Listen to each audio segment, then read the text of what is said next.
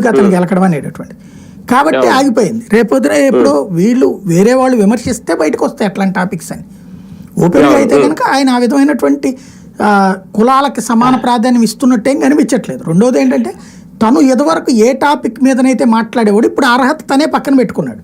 ఒకటి కులం కాన్సెప్ట్ పోయింది, రెండవది వారసత్వం అనేవాడు. లోకేష్ గురించి అప్పట్లో మాట్లాడింది 2018-19 మధ్యలో వారసత్వం గురించినే కదా, ఒకే కుటుంబం నుంచి పదవులన్నీ తీసేసుకుంటారా అన్నటువంటిది కదా. ఇప్పుడు దానికి విమర్శ రాకుండా నాగబాబు గారు బాగా కష్టపడ్డారే, లోకేష్ కష్టపడలేదా పార్టీని అప్పగించి? అవును అవును, లోకేష్ కష్టపడి మంత్రి పదవి ఇచ్చింది. అదే ఆయన క్లారిటీ ఇచ్చే ప్రయత్నం కూడా చేశారు. ఇప్పుడు మీరు అన్నట్టు ఇది వారసత్వంలోకి అసలు రానే రాదు.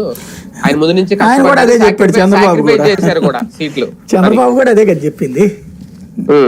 అవును అంతే కదా, కాబట్టి ఇవన్నీ నడుస్తుంటాయి అంతే. కానీ ఒకటి సార్ ఈయన మాటల్లో ఒకసారి అంటే అన్నారు కాబట్టి ఒకసారి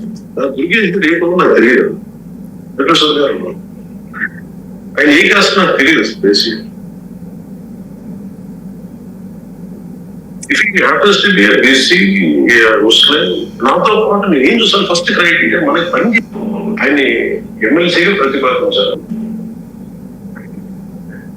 పెట్టుకున్న కూడా. If he happens to be a BC, Muslim, నాతో పాటు నేను ఏం చూసాను ఫస్ట్ క్రైటీరియా మనకి పని చేసిన.